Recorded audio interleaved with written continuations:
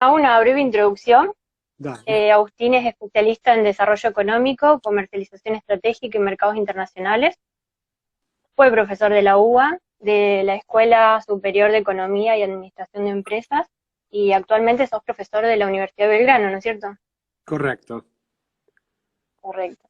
Bueno, a lo largo de tu trayectoria nos has brindado varias conferencias y escribiste muchísimo también. Hoy nosotros nos vamos a enfocar en el libro La clave es la libertad. Ok. Se escucha bien, ¿no es cierto? Sí, perfectamente. Buenísimo. Bueno, no sé si querés decirle algo a los chicos. Yo soy María Virginia, miembro de Apertura Universitaria de la Facultad de Ciencias Jurídicas y Sociales de Santa Fe.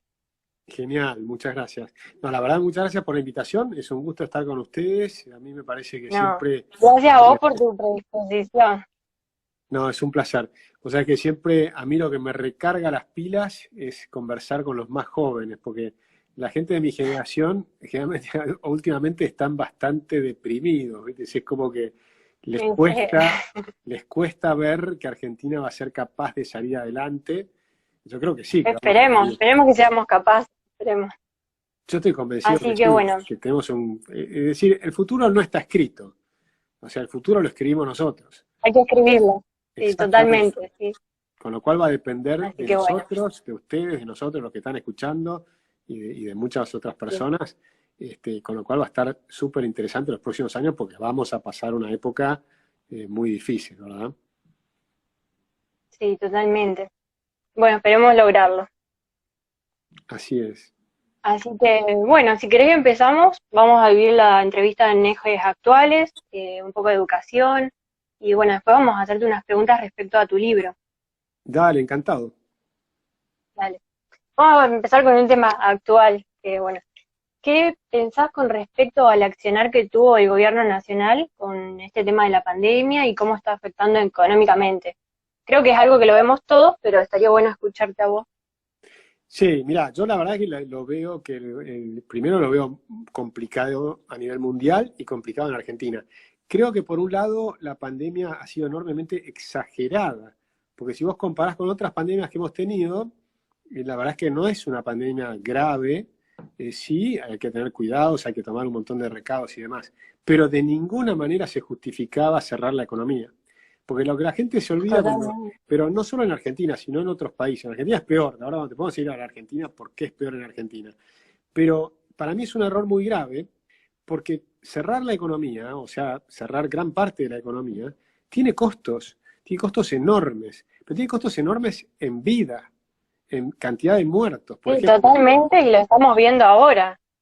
pero están los libros, están en la ciencia, ¿verdad? Por ejemplo, hay un informe de Lancet, publicado en el Journal de Lancet, que mostraba cómo la recesión del 2008 en el mundo provocó 500.000 muertos de cáncer. 500.000, que son más que, que todos los muertos de la pandemia actual en el mundo.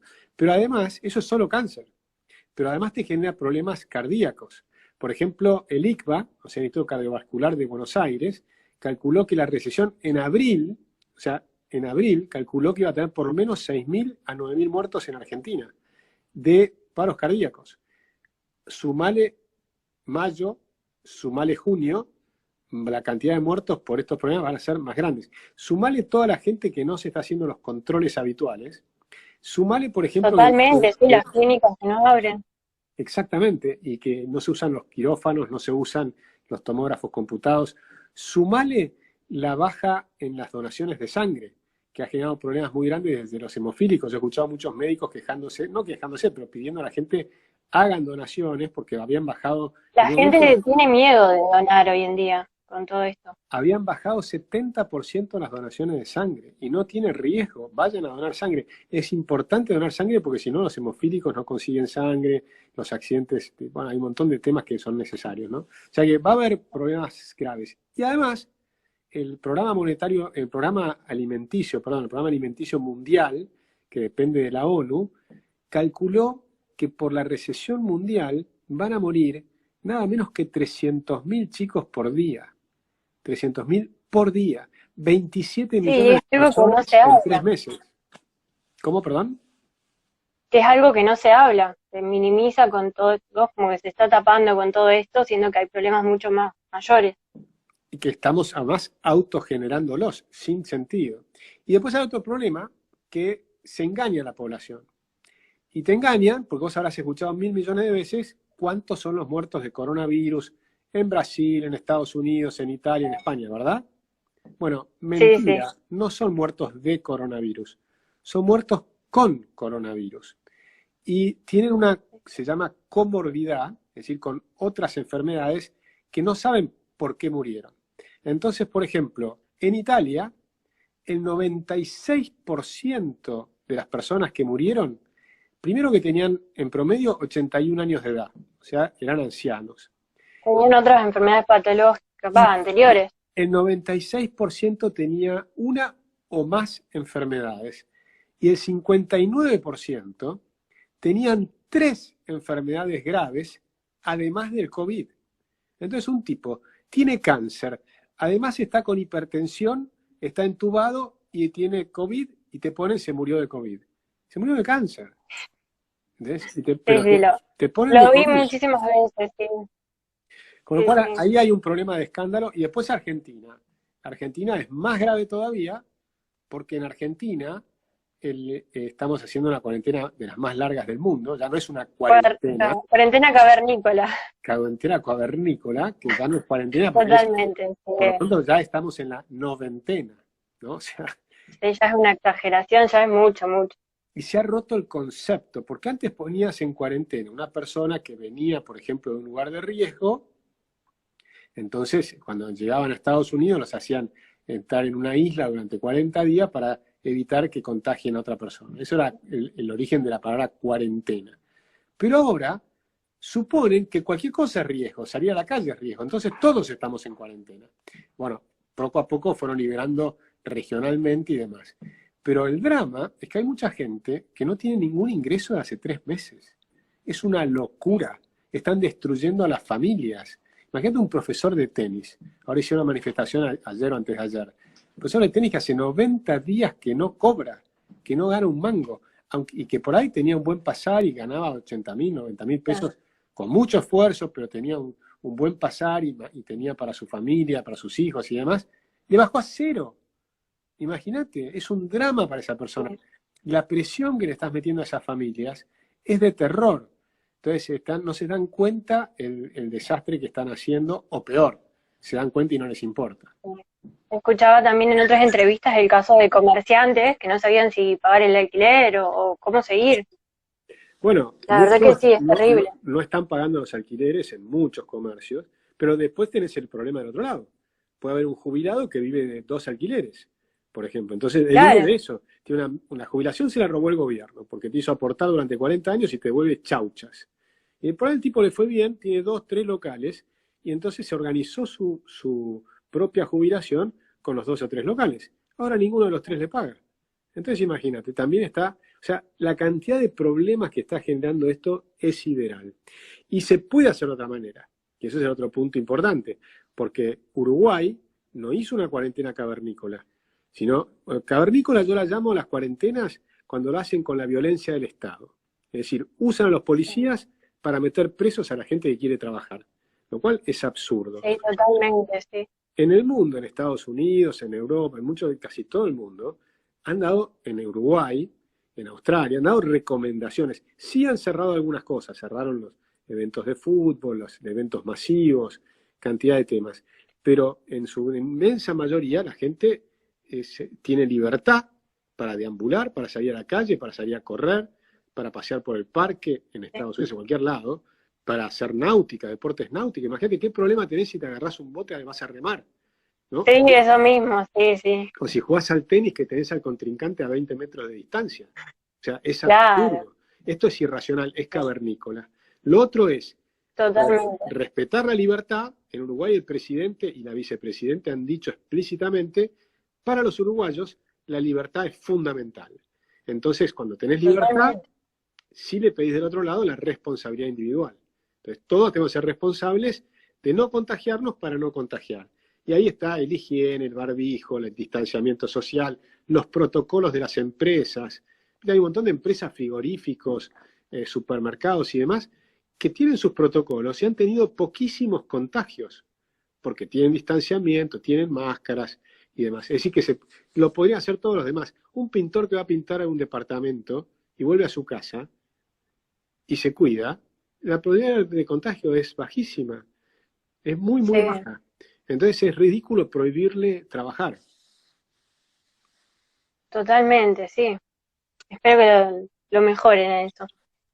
Después vamos a hablar del default, en Argentina, este noveno default. ¿Qué tenés para decir? ¿Estamos, no estamos? ¿Qué va a pasar?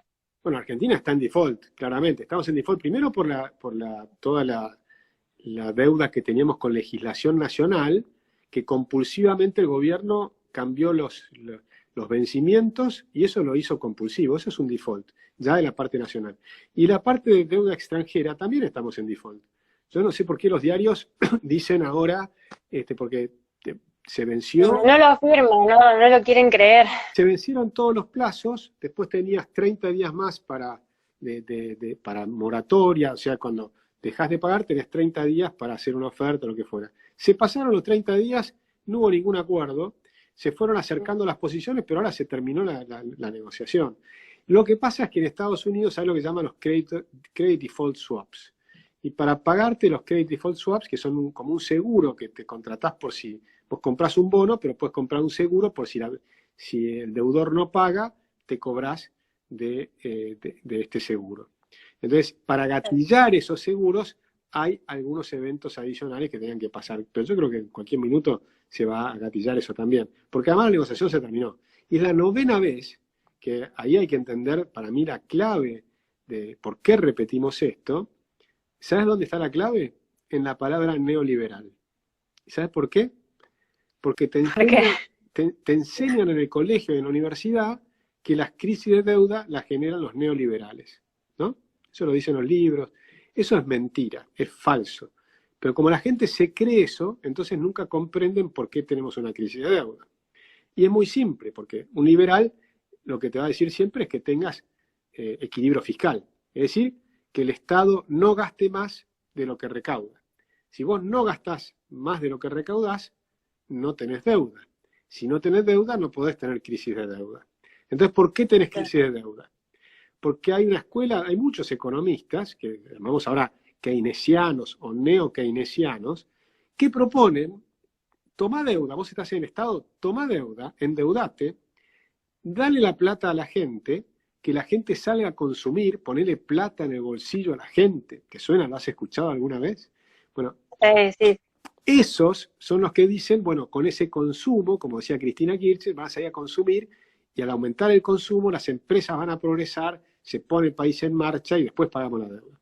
Entonces hacen eso, como lo hizo también Macri, que vamos a hacer obra pública, vamos a poner en marcha el país con la obra pública y bla, bla, bla, toman deuda, Macri tomó 100.000 millones de dólares, el país no se pone en marcha, entras en crisis y después la llaman crisis neoliberal.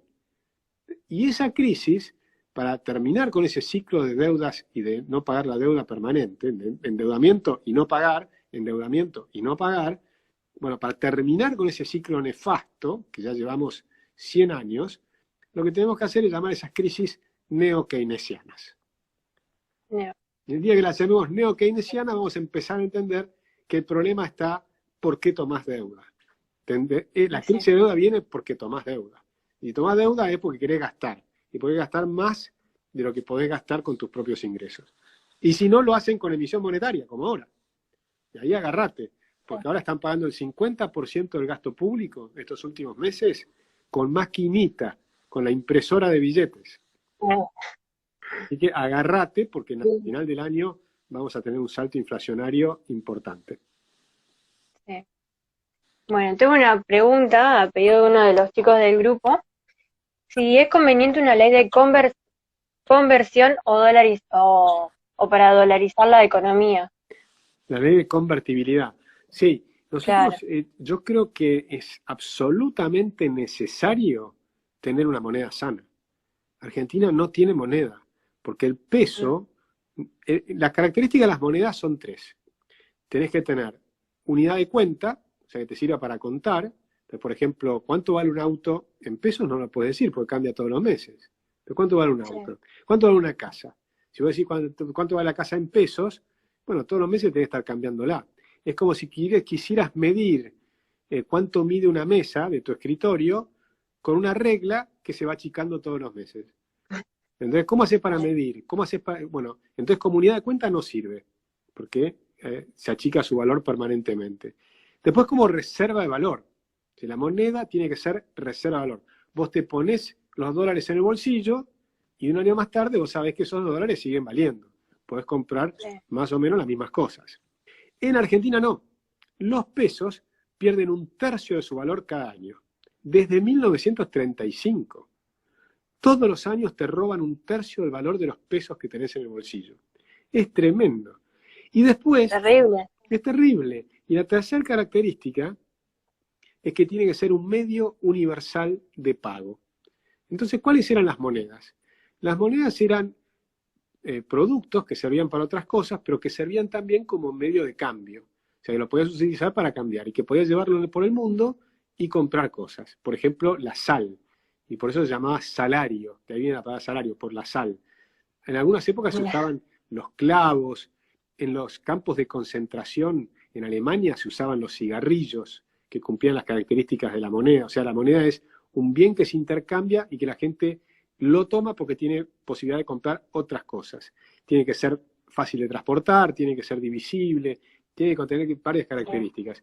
Típicamente después vinieron los metales y fundamentalmente la plata y el oro. Entonces las monedas de plata y oro empezaron a ser el dinero privado, que nadie lo inventó, sino que se fue utilizando.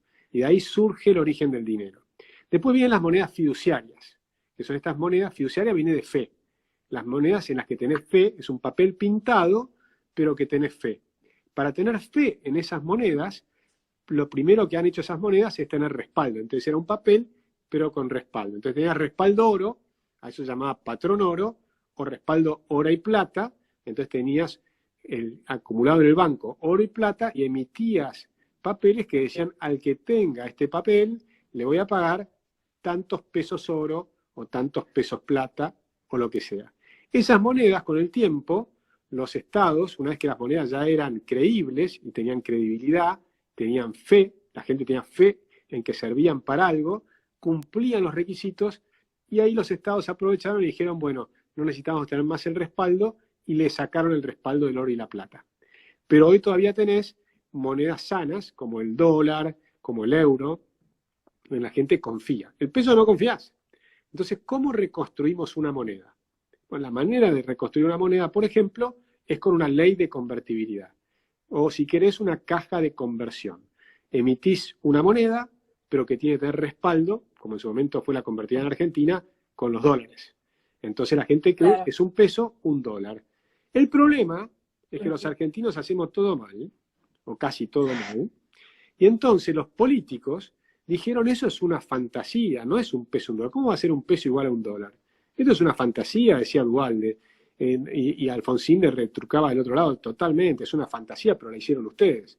Y entonces Duhalde decía, no, hay que salir del modelo, hay que cambiar el modelo. Entonces les mintieron a la gente, dijeron que era una fantasía y destruyeron la convertibilidad. Entonces ahora esa posibilidad de retomar una convertibilidad es mucho más difícil, porque ¿cómo logramos credibilidad si cualquier político el día de mañana te puede reventar la ley? Era una ley y la reventaron, como revientan todo. Entonces Todo, sí. es cada vez más difícil tener cosas creíbles en Argentina. Por lo tanto, tenemos dos alternativas. Uno es dolarizar, porque si las personas tienen dólar en el bolsillo, sacarle esos dólares y devolverles pesos va a ser difícil. O sea, si dolarizás, el político que quiera devolverles pesos y les robe los dólares, porque la gente va a ver el dólar, ese billetito verde que tiene olor, sabes que los dólares tienen olor, que tienen olor, que los tocas, que los ves, que los puedes palpar, los ciegos los pueden palpar. O sea, tenés claro ese billete. Si lo tenés todos los días, que después venga un político y te lo saque, va a ser más difícil. La otra alternativa son tratados internacionales. Y esta alternativa la proponía Juan Bautista Alberdi, que decía, como Juan Bautista puso la Constitución, pero era un tipo inteligente, decía, ojo, porque los usos y las costumbres en Argentina es destruir todo, ya en aquella época. Te decía, para que tener credibilidad en esta Constitución, tenemos que asegurarnos de atarle las manos a los políticos que no la puedan destruir. Y la mejor manera de hacerlo son los pactos internacionales, los tratados internacionales. Entonces, para tener moneda argentina, probablemente va a necesitar hacer un tratado internacional con una gran potencia para volver a tener moneda. Y es muy importante hacerlo porque la moneda es clave para todo. Tener moneda no solo te elimina la inflación tiene que bajar a 0 o a 1% anual, como tienen 195 países en el mundo. O sea, nosotros somos la excepción. En el mundo Sí. no hay inflación. Entonces, bajar la inflación... Somos la excepción a todos nosotros. Sí, pero si bajás la inflación, te aparece el crédito, al expandir el crédito se crece la economía, baja la corrupción. No tener moneda es una de las maneras de generar mayor corrupción. Corrupción en la compra de... ¿Sabes por qué? Viste que ahora, cuando querían comprar alimentos, Fernández le tenía que pagar el doble que lo que pagaba en el supermercado. Sí. Y Larreta lo mismo, cuando compró, no sé, barbijo, pagó como 10 veces más, no sé cuánto pagó. Todos pagan más. ¿Por qué el sector privado, cuando le vende al Estado, le vende más caro? ¿Por qué hay esa corrupción? Porque el Estado paga mal. Y pagar mal también es corrupción. Y como tenés inflación, si a vos te pagan 180 días más tarde, en realidad te están pagando un 15-20% menos. Y si encima vos no sabés si la inflación va a acelerarse, por las dudas le tenés que subir más el precio, porque si no puedes perder plata. Entonces, ese por las dudas es lo que te hace crecer cada vez más el precio. Cuando ya no tenés precios razonables, porque ya nadie sabe cuáles son los precios, porque los precios cambian todo el tiempo, entonces la corrupción del gobierno, o sea, del funcionario corrupto, es mucho más sencilla. Cuando todo es transparente, los precios no cambian, comparás con el precio del supermercado, no podés vender más caro que eso, es todo mucho más simple. Es decir, que bajar la inflación también te elimina gran parte de la corrupción. Totalmente. Bueno, Digo esto no porque podemos también alguien dejar de preguntó por tocar. ahí por la corrupción, ¿no? Ah, no vi los mensajes de ahí. ¿Qué pensás vos y qué reflexión nos podrías dar sobre el proyecto de ley de expropiación de la firma Vicentín? No me vas a mandar a leer la Constitución, por favor. Bueno, pienso que es tremendo, ¿no? Porque, ahí, perdón, porque justo estaba leyendo también una pregunta que decía, una persona está triste porque murió un pariente de COVID, pero que se queda tranquilo porque nacieron tantos bebés. Esa es una chicana que me están haciendo porque yo dije, mirá, está muriendo una enorme cantidad de gente, pero es muy pequeño en relación a lo que hay en la humanidad. Entonces, te digo lo del COVID y después me repetís la pregunta, ¿vale? Porque le quiero responder Dale. Sí, sí, sí. a Dylan. Cuando uno pone en contexto, qué es lo que tenés que hacer cuando vos tratás de ser un estadista, si vos pretendés dirigir un país, no te podés tomar decisiones por lo emocional. Tenés que tomar decisiones racionales que sean las mejores posibles. La gente se muere todos los días, hay gente que se muere todos los días. Se mueren 60 millones de personas al año. Por ejemplo, se mueren en accidentes de las rutas en Argentina 7.000 personas por año. Mucho más que el COVID. 7.000 personas. Hasta ahora se murieron 900 personas por el COVID. Suponte que se mueran 9.000 o 10.000 o 20.000. Pero el caso es, si se mueren 7.000 personas en las rutas argentinas, ¿vos creés que porque a esa persona que se muere en la ruta, que es un drama? Por supuesto que es un drama. Mi mamá se murió en una ruta en Argentina. Obvio que es un drama. Pero eso no implica que por ese tema sentimental vos digas entonces cerremos todas las rutas argentinas. Es absurdo. No podemos cerrar. Es más, siempre se analizan los costos, porque no solo es cerrarla. Cuando vos haces una ruta, la puedes hacer de 2 carriles o de 4 carriles. Si la haces de 2 carriles, va a morir más gente que si la haces de 4 carriles. Entonces, ¿por qué las hacen de 2 carriles? Porque hay un montón de rutas de un carril de ida y otro de vuelta. Por el costo. Por supuesto que hay que mirar los costos. Porque del otro lado están los que se mueren de hambre, de desnutrición, la mortalidad infantil. Entonces siempre estás mirando costos y beneficios. Cuando tratás de la vida también tenés que estar analizando los costos y los beneficios. el costo de la cuarentena es tremendo y va a ser un costo en vidas. Y cuando yo lo pongo en contexto y muestro que el día de hoy, por ejemplo, han nacido 300.000 niños, o sea que en 2 días nacen 600.000 niños, es para que se den cuenta que lógicamente, así como nacen 300.000 niños por día, mueren decenas de miles de personas todos los días. Ahora, si los que manipulan la información te van a sacar en los diarios permanentemente a los muertos, entonces permanentemente te pueden meter miedo y meterte en tu casa para siempre. Porque todos los años tenés una cantidad enorme, hay todos los años en Argentina, decenas de miles de personas mueren de enfermedades respiratorias. Es un dato. Son decenas de Como miles, decías al principio, sí.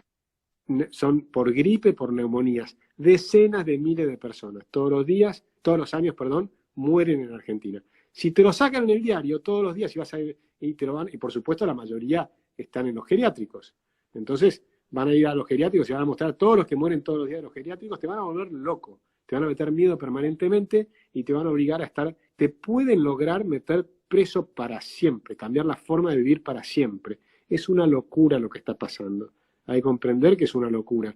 Y hay otras maneras de tratarlo, que es la responsabilidad individual y la libertad, como se hace en Uruguay, como se hace en Suecia, como se hace en muchos países de Europa, en Estados Unidos, como se ha hecho en Hong Kong, en Japón, en casi todos los países del mundo civilizado, ha sido indicaciones, precauciones, cierres de eventos masivos y demás, pero después, discúlpame, ¿no? Porque me dio bronca No, está bien. ese planteo, Está porque bien, para está mí es una perfecto. gitana. Sí, Sí. volvamos a tu pregunta, ¿cuál era? Sí. Sobre qué pensabas sobre el proyecto de ley de expropiación de la firma Vicentín. Ah, de Vicentín. Bueno, Vicentín es un desastre. Sí. Es un desastre lo que han hecho, es inconstitucional, la Constitución no te permite hacer eso. Ya estaba en convocatoria, cuando está en convocatoria de acreedores porque no podía pagar la deuda que tenía, entonces estaba buscando fórmulas para salir adelante. ¿Cuáles son las fórmulas típicas? Puede ocurrir que el juez, no el presidente, sino el juez, decida intervenir la empresa para acelerar el concurso. Puede ocurrir. O puede ser que el empresario le pida tiempo al juez para él hacer un acuerdo con sus acreedores. Y mientras busca ese acuerdo con los acreedores, puede buscar un capitalista que invierta en la empresa y le compre parte de la empresa o toda la empresa, cosa que está haciendo Vicentín. Y hay algunos interesados, por ejemplo, de Holanda. Ahora bien, ¿por qué interviene el Estado y por qué decide expropiarlo? Las excusas que pusieron son dos. Una, porque no querían la extranjerización, es decir, que vengan capital extranjero. Sí. Fíjate la irracionalidad. Esos mismos tipos Entonces, después te elogian el modelo chino. Y el milagro chino se dio porque están entrando 70.000 millones de dólares de capital de promedio por año desde el año 2000 para acá. Y durante la década del 90, 7.000 millones de dólares por año. De capitales de Europa y de Estados Unidos. O sea, los mismos tipos que elogian al sistema de... ¿Se está cortando o me estás escuchando bien? yo te escucho ¿Se escucha perfecto. bien o ¿Vos me escuchás bien? Ah, buenísimo. Sí, no, tu imagen se borra un poquito, pero quería saber si era la Ah, tuya o no, la no, mía. yo te escucho perfecto, re bien. Entonces, fíjate que esa primera excusa es absurda, ¿no? Porque nosotros necesitamos capital extranjero. Ojalá venga. Pero la otra fue peor todavía. La otra fue porque querían hacer soberanía alimentaria. Esta idea era una idea de Chávez, que buscaba la soberanía alimentaria en Venezuela. La excusa que tenía es que Venezuela es un país petrolero, exportan petróleo e importaban alimentos, lo cual está perfecto, no pasa nada. Pero Argentina no es así. Argentina es un país agropecuario. Además somos industriales, hacemos otras cosas, tenemos energía, por suerte tenemos de todo. Pero el sector agropecuario, el sector alimenticio Argentina, produce un equivalente en calorías que podría alimentar a 400 millones de habitantes. 400 millones, es decir, 9 Argentinas.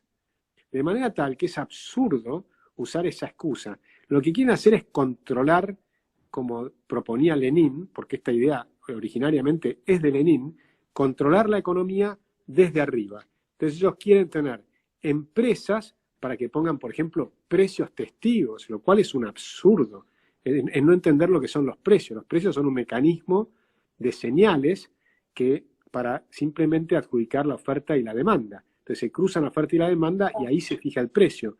No es el empresario que fija un precio jamás, ni tampoco son los consumidores, sino que son juntamente los productores y los consumidores los que fijan los precios. Porque si un empresario te fija un precio ridículamente alto, ningún consumidor lo compra y por lo tanto ese precio no tiene ningún sentido. Lo va a ir bajando al nivel de que le permita maximizar sus beneficios. Pero eso lo va a hacer, no es cualquier precio, es el precio que le permite la oferta y la demanda. Si en cambio viene un burócrata y te pone un precio testigo, ¿qué es eso? ¿Qué es un precio testigo? ¿Quién fija ese precio? Un burócrata. Kicillof. ¿Qué sabe Kicillof? ¿Cuál es el precio? ¿Cómo puedes saberlo? Porque el precio, si entendieran lo que es un precio, el precio lo que resume son todos los gustos de todos los consumidores, todos los costos de todos los productores, todos los gustos de todos los productores, todo lo que va cambiando permanentemente, la oferta mundial, etc. Es imposible que un burócrata pueda fijar precios. Con lo cual las dos excusas son horribles, encima es ilegal, y lo que te va mostrando, y con esto termino, es que, y es la señal terrible que está dando, que lo mismo por el hecho de que se va a la TAM de la Argentina, que tenemos un gobierno que nos quiere volver socialistas. Y ese es el problema. Porque el socialismo no funcionó jamás en ninguna parte del mundo y solo produce miseria, muerte y corrupción.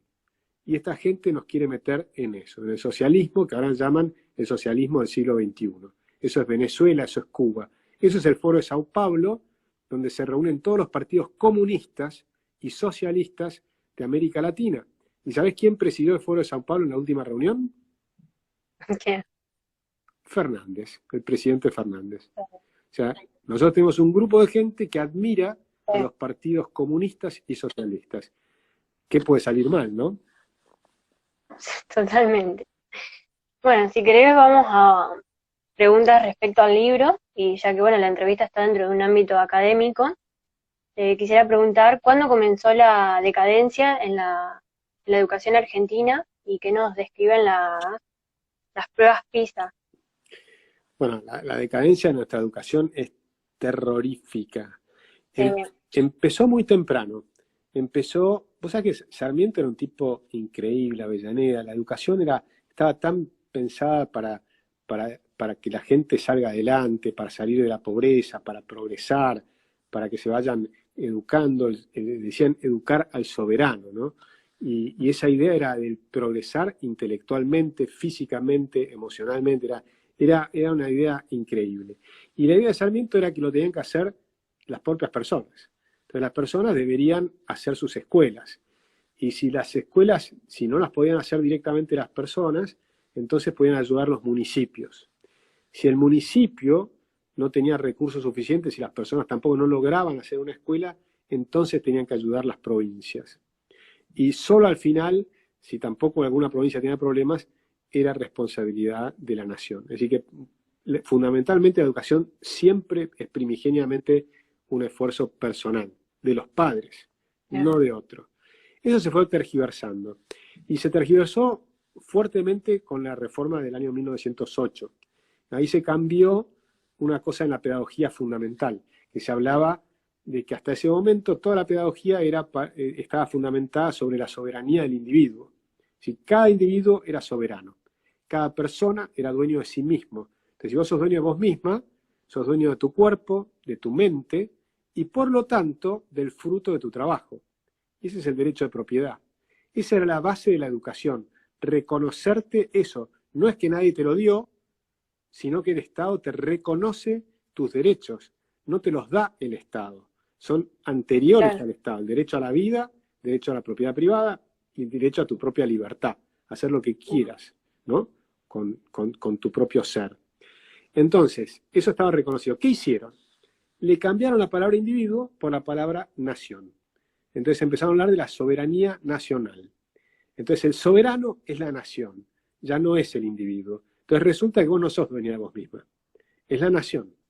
Por eso la nación empieza a ser dueño de todo. La nación es más importante, el Estado es más importante, son los nacionalistas. Entonces el Estado puede suprimir al individuo, puede aplastar al individuo, puede dominar al individuo, puede no reconocerle sus libertades.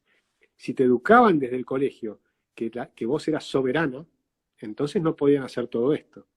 Pero como te educaron de esa manera, pudo hacer un partido como el Partido Peronista. ¿Qué te dice el Partido Peronista? Que primero está la nación, la patria. Después está el movimiento. Fíjate el absurdo, ¿no? El movimiento está primero, y después está el individuo. Entonces, si los sindicatos peronistas muelen a palos a un obrero, está justificado, porque el movimiento está primero y la patria está primero. Claro. Entonces, si el Estado suprime a un individuo, está justificado, porque el Estado es soberano, el individuo no. Entonces, esa reforma que hicieron en el sistema educativo fue destruyendo los valores de la sociedad. Estoy hablando de hace mucho tiempo. Y ahora se agravó mucho peor, porque ahora ya ni siquiera es nacionalista, sino que es nacionalista zurdo. O sea, se combinó que tiene que ser zurdo y nacionalista. Entonces la educación es la educación de Freire, se hace con la pedagogía del oprimido, que básicamente es enseñarte a sentirte oprimida por un sistema. Y el sistema que te oprime es el sistema neoliberal, es el sistema capitalista. Entonces vos tenés que sentirte oprimida para generar una emoción. Y Freire quiere que te emociones, porque emoción es lo que de emoción, te pone en movimiento, ¿sí? Moción. Entonces, ese ponerte en movimiento lo logra con la emoción que te genera hormonas, que te hace gritar, enojarte, qué sé yo, como hacen con el movimiento feminista y demás. Quieren provocar emociones para generar acciones. ¿Y cuál es la acción que quieren generar? Generan la emoción que es la bronca, el odio, para generar la lucha de clases, el conflicto. Y lo buscan de todas las maneras, con toda la educación, meter la ideología de género, porque no es respetar el género, respetar al otro, eso es liberal. O sea, respetar, si el individuo es soberano, lo tenés que respetar. Sea gay, lesbiana. Sí, yo un montón de veces tuve que escuchar clases en la facultad de profesores que te quieren imponer su pensamiento, y vos, ¿qué vas a decir si tenés un curso? No sé, no puedes decir nada, es horrible. Bueno, en realidad puedes decir todo. Eso está bueno que me lo digas, porque en realidad todo se puede decir en la clase.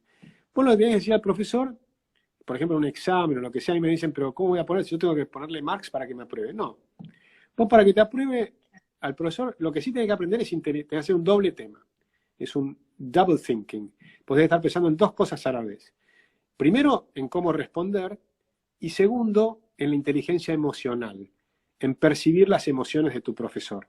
Entonces, vos no lo tenés que hacer enojar, le tenés que respetar el ego, lo tenés que alabar. Al profesor lo tenés que mantener, no le menoscabes el ego, porque entonces se va a enojar y él tiene el poder. Entonces, tenés un doble entrenamiento, pero que es fascinante porque estás aprendiendo dos cosas al mismo tiempo. Una, a entender que hay un otro al que tenés que respetar y respetarle su ego, no lo dañes al ego. Pero eso no significa que vos no puedas decir lo que pensás. ¿Cómo puedes decir lo que pensás? Muy simple. A vos te piden que respondas con Marx y Keynes. Entonces vos le decís, según Marx, tal cosa. Según Keynes, tal cosa. Sin embargo, hay otras personas que refutaron a Marx, como Karl Menger y von Bauer, que piensan esto otro. O Mises, que piensa tal cosa. O lo escuché a un economista que dice tal otra cosa. Y entonces le preguntás al profesor, usted me dice que el neoliberalismo es el que provoca la crisis de deuda. Pero ¿cómo puede ser? Si todos los liberales permanentemente te hablan de que tenés que tener disciplina fiscal y no gastar más de lo que te ingresa. ¿Cómo tenés deuda? Explíquemelo porque no lo entiendo. Entonces vos le vas a preguntar a tu profesor, explíquemelo. Entonces yo voy a tratar de explicártelo. Decir, profesor, discúlpeme, no entiendo. Porque si me ingresan 100 y gasto menos de 100, no tengo deuda. ¿Cómo me puede decir usted que eso genera crisis de deuda? Entonces te van a decir, bueno, pero mire lo que han hecho, porque ellos dicen eso, pero después hacen otra cosa. Pero, entonces, momentito, ¿qué es lo que hacen? Gastan más. ¿Y quién dice que hay que gastar más? Los keynesianos. Entonces los gobiernos no son neoliberales, son gobiernos neokeynesianos. Entonces, no importa qué es lo que se diga, lo que la gente crea o cómo los quieran llamar. Lo que importa es lo que son, lo que hacen. Si vos tomás medidas liberales, no tenés crisis de deuda. Y eso es lo que te tienen que enseñar. Si después ellos quieren decir por ejemplo, que el gobierno de Videla era un gobierno neoliberal. Momento. Profesor, no entiendo. ¿Por qué? Usted me dice que el gobierno de Videla era neoliberal. Pero los liberales surgieron por el respeto al individuo. Los liberales surgieron diciendo permanentemente que tienen que limitar el poder del Estado. Los liberales son los que inventaron la idea de dividir el poder para que nadie sea poderoso. Eso es la república. Los liberales son los que pusieron que la justicia tiene que ser independiente. Los liberales son los que pusieron que el ejecutivo, el legislativo y la justicia son poderes independientes. Los liberales son los que dividieron el poder también a nivel del federalismo. Entonces pusieron que el poder se divide entre la nación, las provincias y los municipios, de forma tal que no hay nadie todopoderoso y que la ley está arriba de todo, y por eso los liberales son los que impulsaron las constituciones. Entonces, ¿cómo me dice usted que Videla era liberal? Si hizo todo lo contrario, ¿no? Entonces, explíquemelo. No se enoje, profesor, explíquemelo. ¿No? Entonces, Da miedo después a la hora de las calificaciones. ¿Lo mismo que, perdón? Da miedo a la hora de las calificaciones. Yo por eso por ahí no digo nada. No, hay que decir todo. Es más, los profesores en general les gusta que los chicos... Yo soy profesor de hace un montón de años, hace muchos años. Es aburridísima la clase que nadie te responde nada. Es mucho más divertido que te respondan. Lo que no podés convertirte es en una especie de pesado. ¿Viste? Una pesada que todo le discutís. Sí, todo el tiempo preguntando, si todo le discutís, y todo, eso no puedes hacerlo. Ahí está la inteligencia emocional. Vos podés decir lo que pensás, pero no todo el tiempo. No todo el tiempo. Dejalo que se exponga, qué sé yo, y cada tanto planteale, pero usted sabe que yo me gusta pensar por mí misma, yo tengo pensamiento crítico y eso que usted está diciendo no me cierra. Y está buenísimo. Y los profesores, la mayor parte, tienen buena onda y les va a divertir y van a querer tratar de explicártelo. Y tienen sus argumentos. O sea que esbocen sus argumentos y vos esbozás los tuyos, respetándolo y respetando su ego. Se puede perfectamente hacer. Y es divertido aparte. Y es más divertido para tu profesor también. Sí, hace más llevadera la clase también. Totalmente. Para todos es más divertido. Bueno, siguiendo con este tema de la economía, te quería preguntar si nos querías explicar en qué consiste el sistema de voucher. Bueno, es una idea muy simple de Milton Friedman. Nosotros llamamos la tarjeta EduCard. Es decir, la Constitución dice que la educación tiene que ser libre, es decir, que tenés libertad de enseñar y aprender. Eso no existe en Argentina de hoy porque no se cumple la Constitución. Nosotros proponemos que el Estado puede ayudar en la educación a la gente que no tiene recursos para pagar la educación de sus hijos, dándole una tarjeta, como si fuera la SUBE. Entonces, una SUBE para la educación. Con esa SUBE, vos podés pagar la educación de tus hijos, pero podés elegir dónde, en una escuela estatal o en una escuela privada. Entonces, el Estado financia, pero no exige que sea una escuela estatal. Entonces, si por ejemplo la gente se está yendo de la escuela estatal a la privada, porque las escuelas estatales no funcionan, porque tienen permanentemente huelgas, porque yo conozco padres que han ido que les he preguntado en unas encuestas que hicimos, ¿por qué sacaste a tu hijo de la educación estatal y lo mandás al privado? Si la educación estatal es, entre comillas, gratuita. Gratuito no hay nada porque alguien lo paga, pero entre comillas vos no lo pagás y vas a una escuela privada donde sí pagás, ¿por qué haces ese esfuerzo? Y una de las respuestas más usuales es porque no le tengo confianza, porque me ha pasado de que llevé a mi hija a la escuela y cuando volví mi hija estaba en la calle, porque estaban de paro y los largaron.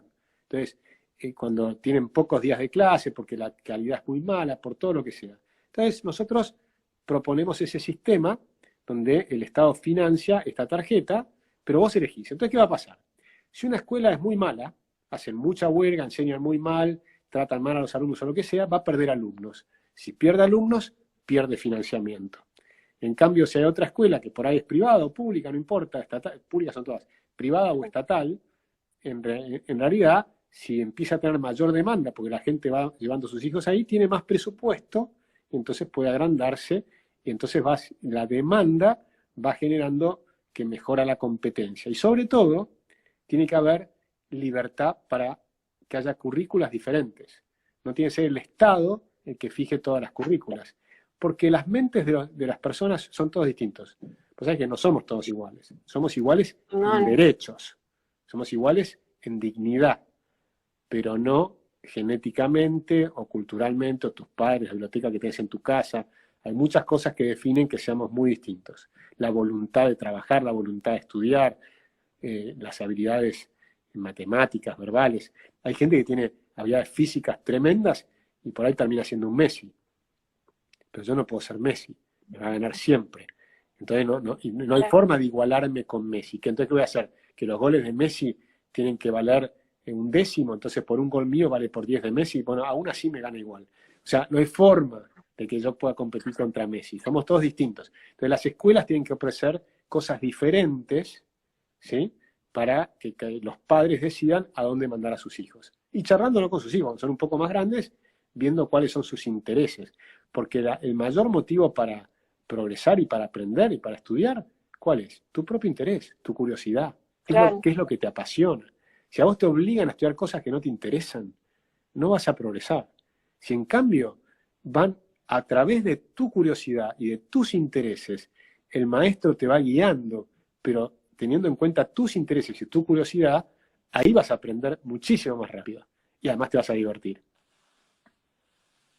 No va a ser una carga tampoco.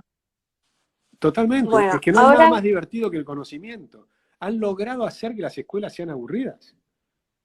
Imagínate si tenés la oportunidad de construir una pared con Sócrates. O sea que Sócrates era un albañil. Entonces si vos tenías la oportunidad no sabía eso. de construir una pared con Sócrates y el tipo te enseña filosofía mientras estás construyendo.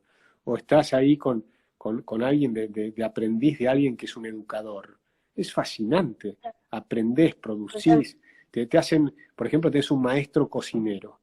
¿Viste? Como Pablo Macei o el que sea, te enseña cocina. O sea, eso es divertido, es fascinante. Y puedes estar aprendiendo matemáticas, proporciones, una cantidad de cosas, cuántos huevos se lleva por cantidad de harina, esto, lo otro. Son proporciones, son matemáticas, son un montón de cosas que puedes aprender a través de la cocina y divirtiéndote. Ellos logran que la matemática sea aburrida. Pero en realidad, si vos usás las matemáticas como forma para resolver problemas, y lo que haces es resolver problemas. Y resolver problemas es divertido. Entonces, en cosas prácticas. Es decir, se ha perdido todo eso. Se ha perdido pues se ha dejado de lado la curiosidad de los chicos. Los chicos aprenden como locos a una velocidad increíble, divirtiéndose hasta que entran a la escuela. Sí, totalmente, sí. Hasta que Ahora entraste a la otra, escuela aprendiste miles de cosas. Aprendiste a caminar, a correr, a andar en bicicleta, a hablar, capaz que hablar más de un es verdad. idioma.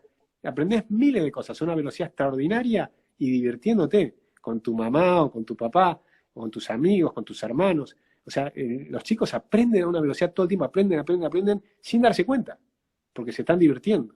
Entonces, la escuela no tiene por qué ser aburrida. Es aburrida porque te están adoctrinando, en lugar de estar Totalmente, viendo sí. cuáles son tus intereses y desarrollando tus propias curiosidades. Ahora otra pregunta respecto al libro. Dice uno de los mitos del socialismo, que es que a medida que la tecnología avanza, la gente se va quedando sin empleo.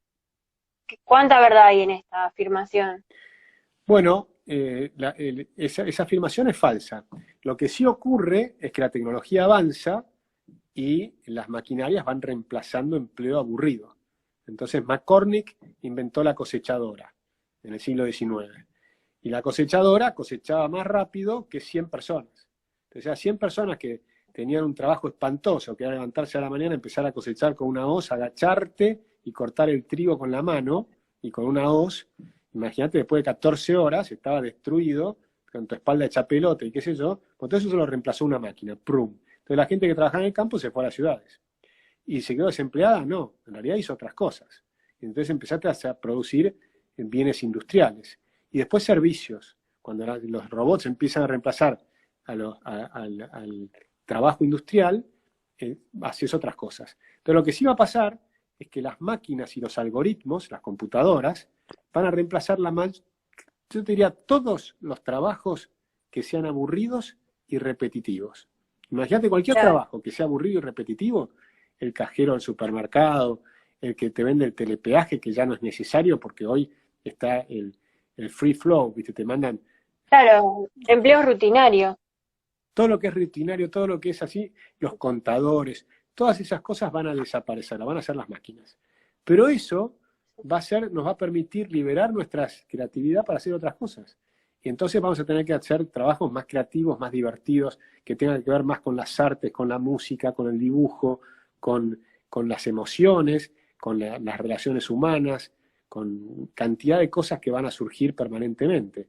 Y lo que se ha demostrado, que esto es dato, los países que tienen mayor avance tecnológico no son los que tienen más desempleo. Olvídate de este año, que es un año particular por el coronavirus. Hasta el año pasado, Sí. Israel, Alemania, Estados Unidos, los países que están más avanzados tecnológicamente, el desempleo es 3,5, 3,7, 4%. En cambio, países atrasados como el nuestro, tenemos mucho más alto desempleo, o España. El desempleo tiene que ver con las reglas laborales. Si tenés flexibilidad laboral, no hay desempleo. Si tenés rigidez laboral, hay desempleo. Bueno, una de las últimas preguntas, ¿cuáles vendrían a ser los cambios estructurales que tendría que realizar la Argentina para funcionar de una mejor manera? Mira, muy simple. Argentina tiene que volver a ser libre. Nosotros hemos perdido la libertad. Bueno, hoy, más allá de que estamos ahora en prisión, yo estoy en prisión domiciliaria, no sé si vos podés. Sí, yo también. Estoy igual, sí. Estamos en prisión Y más domiciliaria. acá que hace más de 60 días que no tenemos caso.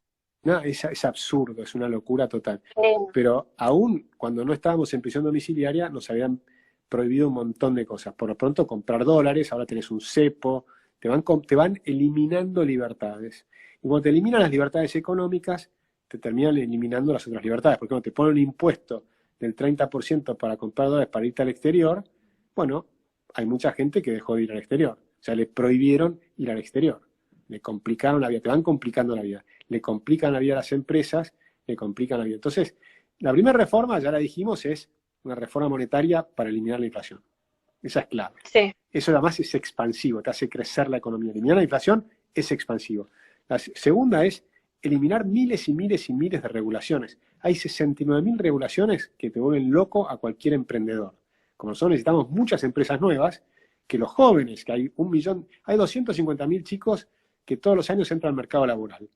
Y no van a trabajar en las empresas de los viejos. Tienen que crear sus propias empresas. Entonces, para que puedan crear muchas empresas nuevas, tenés que tener libertad. Entonces, tenés que eliminar estas regulaciones, gran parte de estas regulaciones. Tercer tema, lo que hablamos recién, la flexibilidad laboral. Es decir, hoy el mundo es muy flexible. Vos podés estar trabajando algunas horas para una empresa en Dinamarca, también tú vas a tener un cliente al lado de tu casa, y tenés un tercero o cuarto cliente. Entonces vos trabajás para 3 o 4 empresas distintas. Con las reglas laborales argentinas no podés. Por ejemplo, las barcazas que pasan por el río Paraná son paraguayas. ¿Sabes por qué no son argentinas? Porque las reglas laborales te obligan a tener el doble de empleados que las barcazas paraguayas. Entonces no puedes competir. Entonces estás exportando trabajo al Paraguay. Los pesqueros chinos lo mismo. Los pesqueros chinos pescan en el mar argentino y ¿saben dónde procesan el pescado? En Sudáfrica. Tiene 5 veces millas más náuticas para ir a Sudáfrica que a Argentina. ¿Por qué no viene a Argentina? Porque las reglas laborales nos hacen ser mucho más caros. Por más que los sueldos son más altos en otros lugares, el costo laboral es más alto en Argentina. Entonces, tercer tema, el tema laboral. Después hay que hacer una reestructuración del Estado. No puedes tener un Estado elefantiásico que es absolutamente pura grasa, sino que tiene que ser pequeño, eficiente, trabajar bien, tener buena salud, buena educación, buena justicia, buena seguridad, buena infraestructura y ser barato. Eso es clave. Entonces eso te va a bajar los costos de toda la economía y eso también es expansivo, es muy productivo. Y después se acabó el tema de que puedes vivir sin trabajar. O sea, esto de que puedes tener planes sociales por 10 años, No, si unidos, una vergüenza. si nosotros ganamos las elecciones, la gente se va a tener que poner a laburar. Y sí, es lo que corresponde. Es lo que corresponde. Entonces, Es vamos lo a poder sí. bajar el gasto público porque la gente va a tener que laburar. Y vamos a poder bajar los impuestos porque va a haber mucho más gente trabajando y por lo tanto mucho más gente pagando impuestos. Entonces vamos a poder Claro. bajar los impuestos porque vamos a tener mucho menos gente trabajando en los planes sociales. Y esto va a ser un mecanismo, la gente no se va a quedar sin ingresos de un día para el otro, pero todos van a tener que laburar. O sea, en un año se pusieron todos a trabajar. Esa es la clave. Ojalá suceda. O sea, la Bueno, si clave querés, es la libertad y la responsabilidad. Que como el realmente, nombre, el título del libro. exactamente. Si querés, para ir cerrando antes que Instagram nos corte el vivo, si querés dejar una reflexión o algo para la juventud liberal y el rol que tenemos en los escenarios políticos dentro de la facultad. Mirá, Y nada, tengo un mensaje importantísimo para los jóvenes. Nosotros necesitamos que los jóvenes se afilien, ¿sí? Afiliate.unidosargentina.org. sí, la estuve viendo. Afíliense. ¿Saben por qué? Porque los mayores han perdido las esperanzas. Hay una enorme cantidad de gente que ha perdido las esperanzas. Nosotros necesitamos mostrar que hay un montón de jóvenes que tienen esperanzas y que además son responsables y toman las cosas con sus manos. Y hacer lo que dijo Cristina Kirchner, ¿ok? Tengo que hacerle caso a Cristina Kirchner. ¿Saben qué dijo? Hagan un partido y ganen elecciones. Nosotros tenemos que armar el partido y ganar elecciones. Y la única manera de hacerlo es que se afilien. Y si se afilian rápido, más rápido vamos a crecer y eso va a generar entusiasmo. Entusiasmo es importantísimo. Al generar entusiasmo, mucho más gente se va a afiliar. Ahora tenemos 10.500, me parece, afiliados, más de 10.000. Y 4.000 en la provincia de Buenos Aires, donde ya podemos tener partido. Falta que abran, salir de la cuarentena y llevar las fichas y demás y llenar los papeles. Pero ya tenemos. En Capital Federal estamos en 2.600, nos faltan 1.400, nos faltan muchas mujeres, ¿sí? Porque resulta que hay más hombres, las mujeres tienen que también ser libres y responsables. Sí. Entonces, la responsabilidad está en afiliarse. Y esto, ¿sabes quién lo decía? Platón. Decía que el costo para las personas que no se ocupan de la política es que los políticos se van a ocupar de ellos. Entonces, mejor que ustedes se ocupen de la política y no que los políticos se ocupen de ustedes. Porque cuando los políticos se ocupan de ustedes, los explotan con 167 impuestos. Y entonces van a tener muy complicado conseguir trabajo. Porque en un país que tiene 167 impuestos, 69.000 regulaciones, enorme corrupción y no tiene moneda, les va a ser muy difícil conseguir trabajo. ¿Quieren trabajar en Argentina? ¿Quieren tener un país lindo? Afíliense a Unidos y ayúdennos a cambiar el país y además a que se sumen todo lo demás. Nosotros les propusimos al Partido Libertario que se fusionen. Díganles, fusionen. Lo único que les pedimos es que se elija de abajo para arriba y que las autoridades partidarias no sean candidatos. Eso es lo único que les pedimos. A los de Recrear, que están con los Murphy, le dijimos lo mismo. Fusionémonos. Si quieren cambiamos el nombre, no tengo problemas. Le ponemos el nombre que quieran. Pero fusionémonos, eso sí. Hagamos un partido bien hecho, donde se elija de abajo hacia arriba. Quedan 26 segundos, Agustín. Bueno, así que, bueno, te agradezco y muchísimas gracias por tu tiempo. Dale, muchísimas gracias. Un gusto, la verdad. Un placer. Traté de responder algunas de las preguntas que vi, había otras que no las llegué a... Pero muchas gracias. Fue un placer. Muchísimas gracias y, bueno, y de parte de nuestra agrupación Apertura Universitaria. Chao.